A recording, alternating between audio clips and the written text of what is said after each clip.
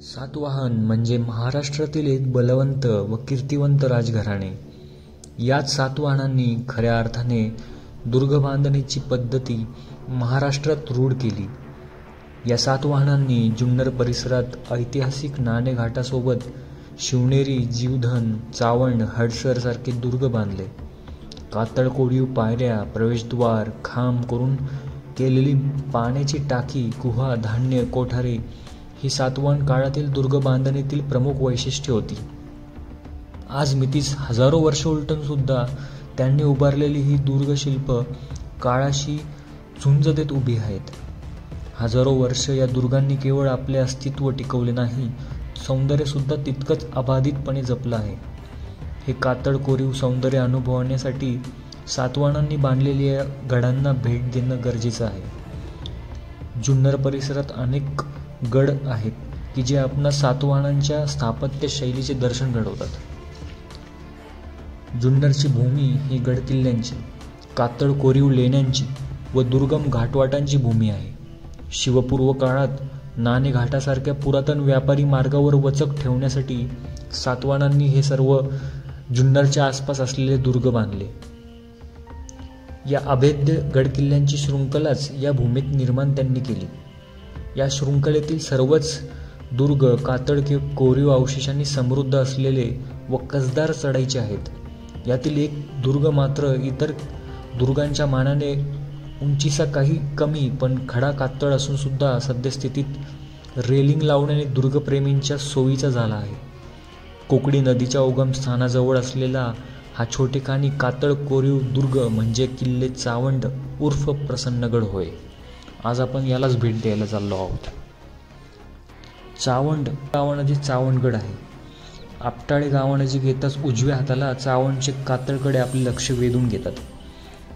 पूर्वी शिवभक्तांचा कस पाहणारा हा अवघड दुर्ग वनविभागाने केलेल्या पायऱ्या व रेलिंगमुळे आता सोपा झाला आहे.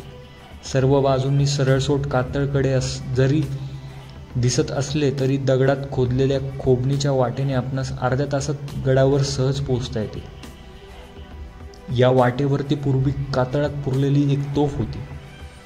आता तेथून काढून तिची गड माथ्यावर स्थापना केली आहे. रेलिंग लावलेल्या मुख्य कातळ टप्पा काळजीपूर्वक पार करून आपण एका चौकीवजा छोट्या दरवाजाच्या भग्न अवशेषाजवळ येतो.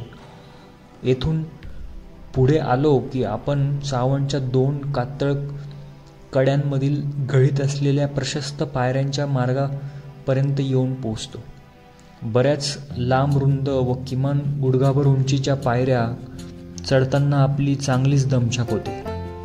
संरक्षणासाठी डाव्या हाताला असलेल्या बुरुजाच्या खालच्या कातळ तासून गुळगुळीत केल्याने आपणास दिसून येते.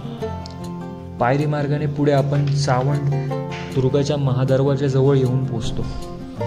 या महादरवाजाची रचना लढाऊ पद्धतीची आहे.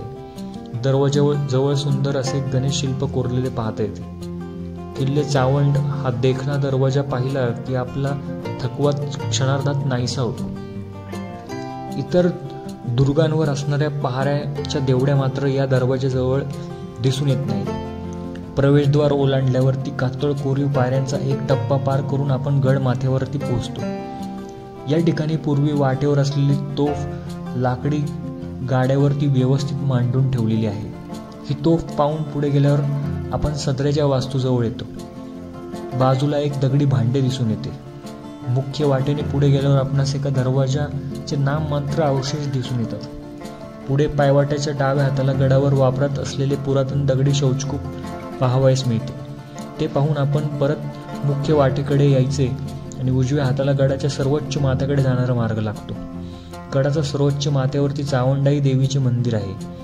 काही वेळातच आपण या मंदिरापाशी येऊन पोहोचतो आणि चावंडाई देवीची चतुर्भुज मूर्ती आपले लक्ष वेधून घेते.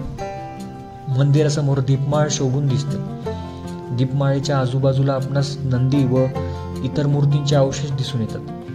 चावंडाई देवीला मनोभावे नमस्कार करून आपण परत आल्यामार्गे माघारी फिरायचे.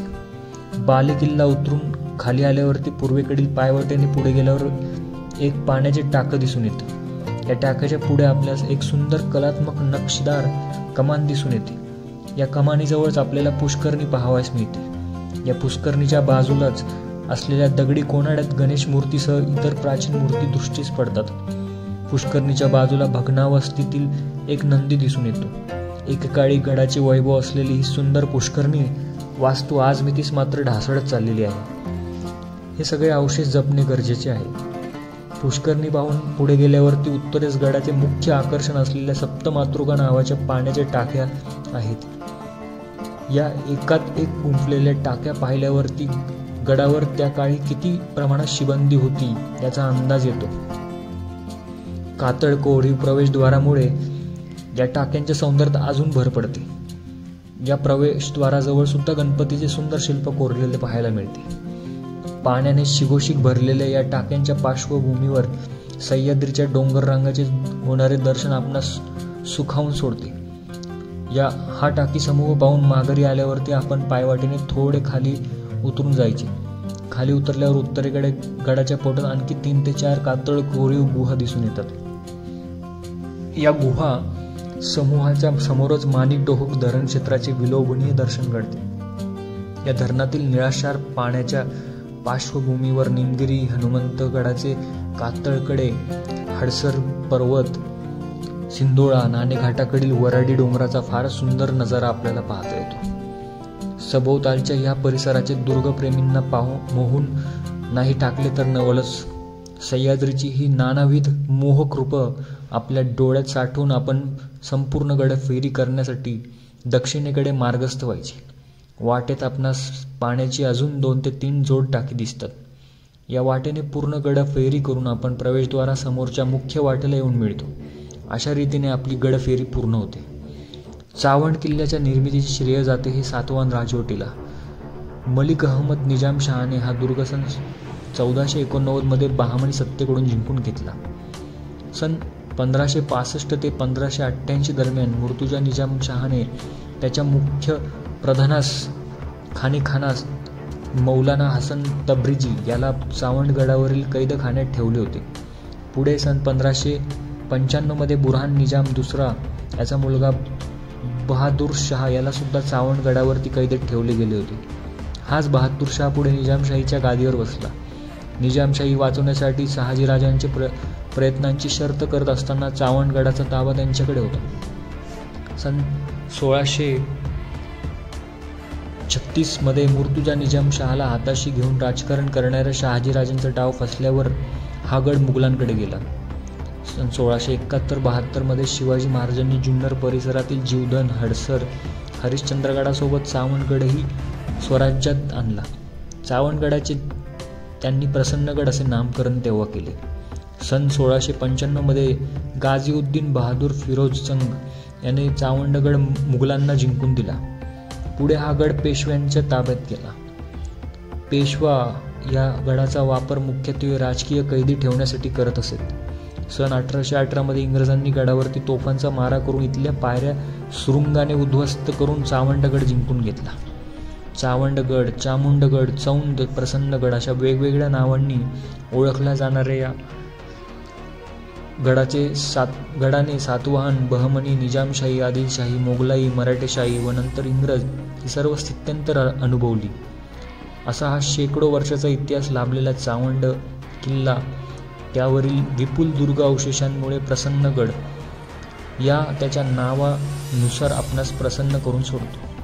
त्यामुळे छोटेखानी असलेल्या या जुन्नर परिसरातील सुंदर दुर्गाला एकदा नक्कीच भेट द्या.